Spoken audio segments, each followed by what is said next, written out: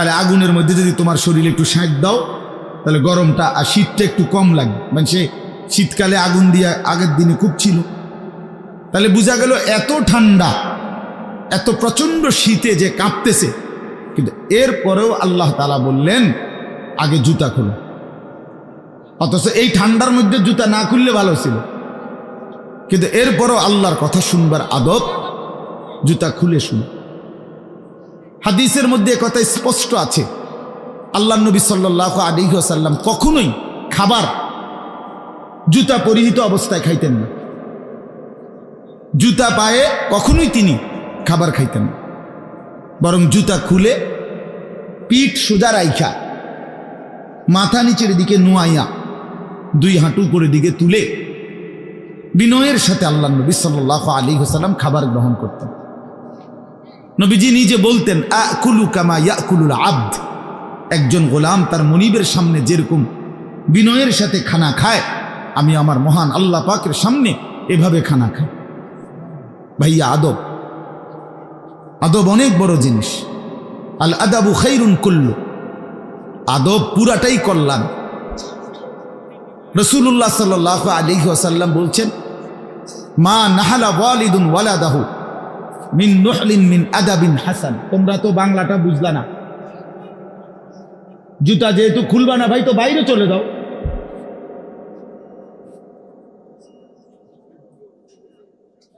আশ্চর্য মানুষ। না না, অনেকের আছে গাদ্দারি স্বভাব, যে আমি যেমনি আছি এমনি শুনবো। এটা সিধা করতে হবে। জিন্দিগি যদি সোজাই না হয় তো বললাম কারে, বললাম কাকে? শুধুই কেবল ভাইয়া শুনলাম একজনের পরিচিতি আছে, একজনের জনপ্রিয়তা আছে, একজনের সুর আছে, একজনের টান আছে, একজনের জোরে গলার আওয়াজ আছে, তো এই কারণে জড়লাম। কি ফায়দা এতে ভাই? কথা বোঝেন নাই? আমারে মনে করেন 1 কোটি মানুষ চিনে, তো আপনার লাভ কি? আমারে 10 কোটি মানুষ চিনে, সারা পৃথিবী চিনে, তো আমারে চিনলে তোমার লাভ কি? তুমি কি বদলাইলা, এটা না দেখার বিষয়। আমি আমার জন্য কি গ্রহণ করলাম, এখানে কার জনপ্রিয়তা আছে না নাই, এটা দিয়ে কে ঘাস কাটে? জনপ্রিয়তা দিয়া হয় কি? কিচ্ছু না, কিছুই না। পৃথিবীর জনপ্রিয় অজনপ্রিয় সব মানুষই ভাত খায়, তো আর জনপ্রিয়তার আলাদা ভ্যালু কি? ঘুম যায়, পেশাব পায়খানা করে, তো আর এনে কি আহামরি কি? এটা কিচ্ছু না, এটা ধোঁকা ছাড়া আর কিচ্ছু না, ধোঁকা। এই জন্য ভাই আমি আবারও অনুরোধ করছি, তোমরা কষ্ট পাইও না, প্যান্ডেলের ভিতরে দাঁড়াইও না। আমি অনুরোধ করলাম কমপক্ষে প্যান্ডেলের ভিতরে ভাই মাহফিলের যেই যুব সমাজরা আয়োজন করছো ভাই, তোমাদের কাছে অনুরোধ আমার, তোমরা কয়েকজন কমপক্ষে স্বেচ্ছাসেবকের দায়িত্ব পালন করো। যারাই দাঁড়িয়ে আছে তাদেরকে বসতে বলো। এটা ভালো, আজকের জন্য না, সব সময়ের জন্য। হাদিসের মধ্যে আছে হযরত জিবরাইল আলাইহিস সালাম নবীজি সাল্লাল্লাহু আলাইহি সাল্লামের কাছে, শুনতেছেন আপনারা?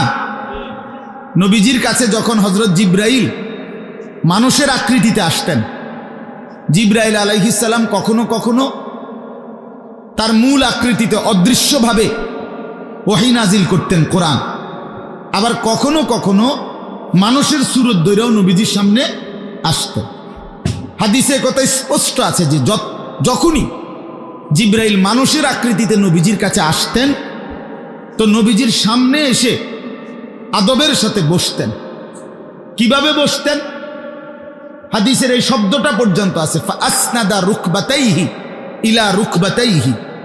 মনে করেন নবীজি এদিকে ফিরা, তো জিবরাইল ওইদিকে মুখোমুখি বসতেন, এভাবে যে উভয়ের হাঁটু বরাবর, বুক বরাবর, চোখ বরাবর, এইভাবে মনোযোগ দিয়ে জিবরাইল আলাইহিস সালাম নবী সাল্লাল্লাহু আলাইহি সাল্লামের সামনে বসতেন। এরপরে তিনি বিভিন্ন বিষয় বলতেন, শুনতেন, নবীজির সাথে কথা বলতেন। তাইলে আদব এটা। আল্লাহর কোরআনের সামনে, রাসূলুল্লাহ সাল্লাল্লাহু আলাইহি সাল্লামের হাদিসের সামনে সর্বোচ্চ আদবের সাথে বসতে হয়।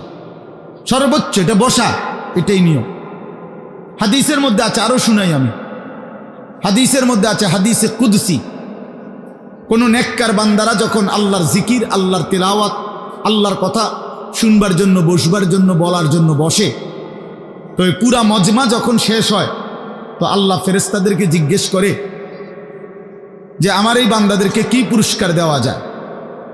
তো তারা বলে, মহান আল্লাহ, আপনার ইচ্ছা। তো আল্লাহ তাআলা বলেন, শোনো, আমার এই প্রিয় বান্দাদের মজলিস যারা বসলো, আমি তাদের সকলকে মাফ করে দিলাম।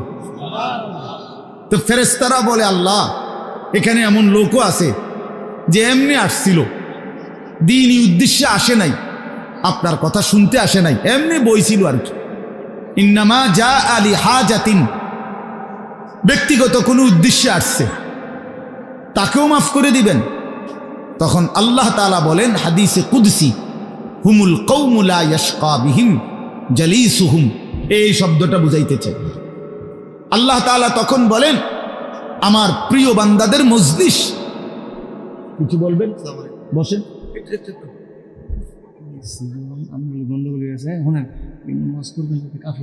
আপনার বলেন, বসেন না, বসেন, বসেন আপনি।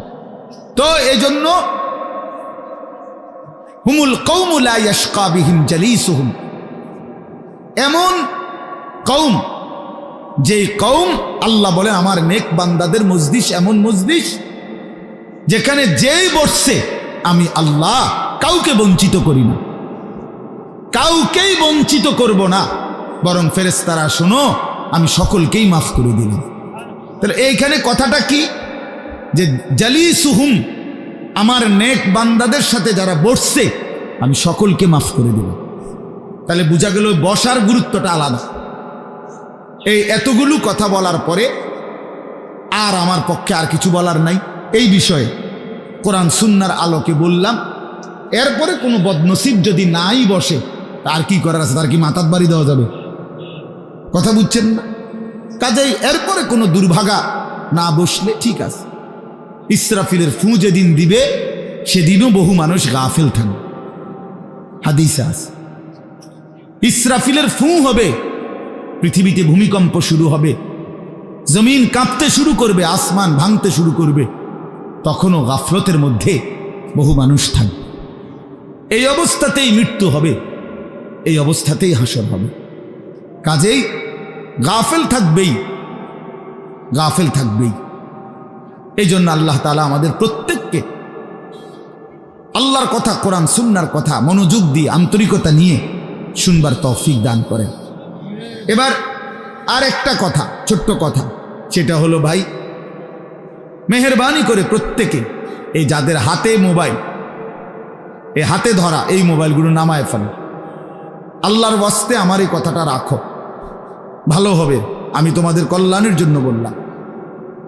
আল্লাহর ওয়াস্তে এই হাতের মোবাইলটা অল্প একটু সময়ের জন্য আমি অনুরোধ করলাম, এটা নামাইয়া এটা বন্ধ করে দাও। এমনি শুনো, চেহারার দিকে তাকাইয়া শুনলে দোস্ত ভালো হবে, মনোযোগ বাড়বে, দিলে কথা জমে।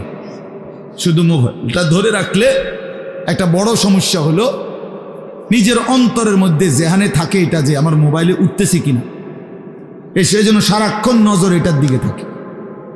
আর একটা মনোবিজ্ঞানীদের একটা কথা হলো, মানুষের অন্তর একসাথে দুই জিনিস ভাবতে পারে না। এটা একটা কি পরীক্ষিত কথা, দিলে একই মুহূর্তে দুই জিনিস ভাবে না, এটা রাইখা তোমারে আরেকটা ভাবতে হবে। তাহলে এখন যেহেতু তোমার ফিকিরে মনোযোগ মোবাইলটাতে উঠতেছে কিনা ঠিক মতো, তাহলে আর নিজের জন্য কিছু গ্রহণ হবে না। মোবাইলে উঠছে ঠিক আছে, সুন্দর, আওয়াজও ক্লিয়ার হয়েছে, পুরা বয়ানটাও উঠছে, তো এরম তো ওয়াজ লাখ লাখ আছে মোবাইল। তো নিজের জন্য কি হলো? আমার দিলের জন্য আমি কি নিলাম? আমার নিজের জন্য আমি কি নিলাম?